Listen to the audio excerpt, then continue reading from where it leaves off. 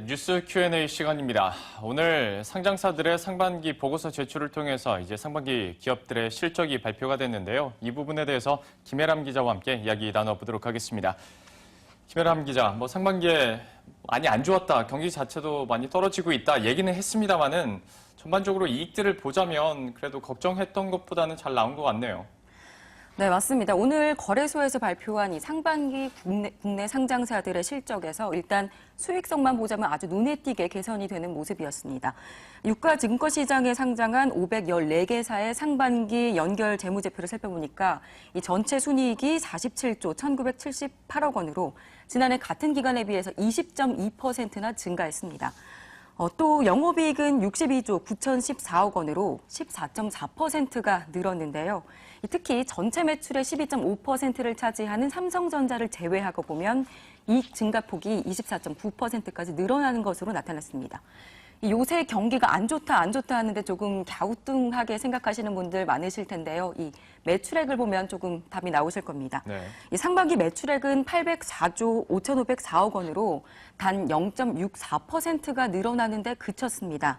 다시 말해서 글로벌 경기도 내수도 좋지 않은 상황에서 매출이 정체한 가운데 기업들이 판관비나 마케팅 비용 같은 것들을 줄이면서 이익률을 늘렸다 이렇게 보시면 됩니다.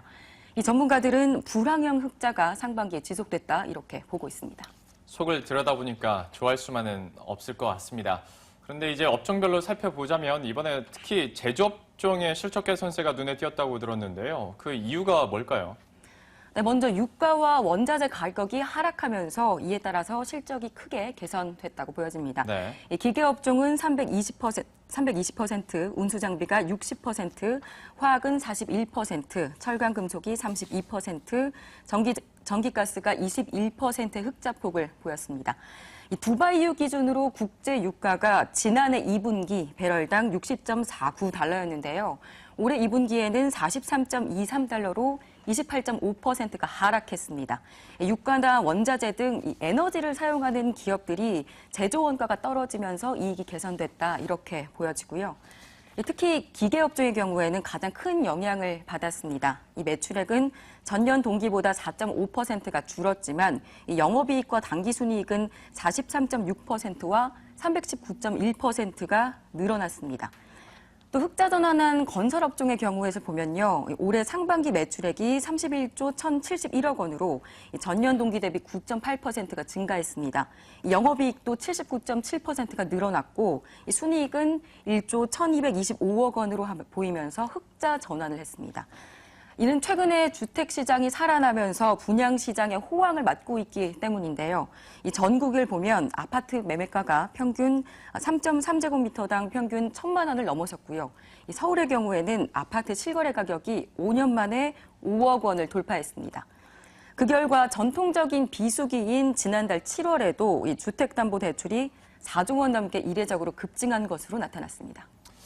자, 그럼 이번에는 실적이 나빴던 업종도 한번 체크를 해봐야 될 것 같습니다. 그리고 그 업종에 대해서 좀 나빴던 것에 대한 특징이라고 해야 될까요? 어떤 게 있을까요?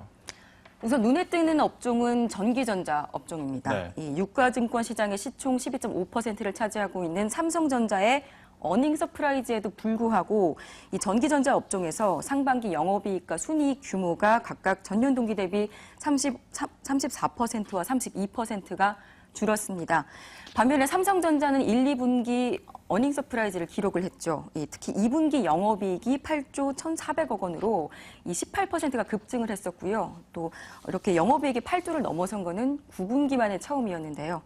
이렇게 전기전자의 경우 같은 업종 내에서도 빈익빈 부익부 현상이 극명하게 드러났다 이렇게 보이고 있습니다. 네, 이렇게 해서 오늘은 상장사들의 상반기 실적에 대해서 정리를 해드렸습니다. 김혜람 기자와 함께했습니다. 고맙습니다.